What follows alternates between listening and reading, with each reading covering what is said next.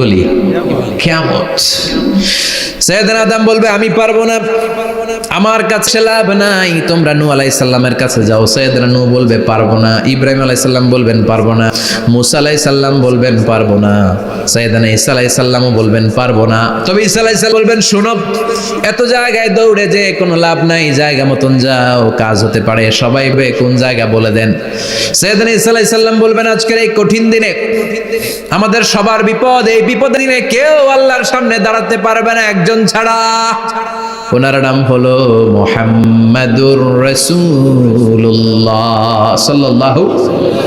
বিশ্বনবী ইমামে মাহমুদ তখন সিজদায় পড়ে থাকবেন।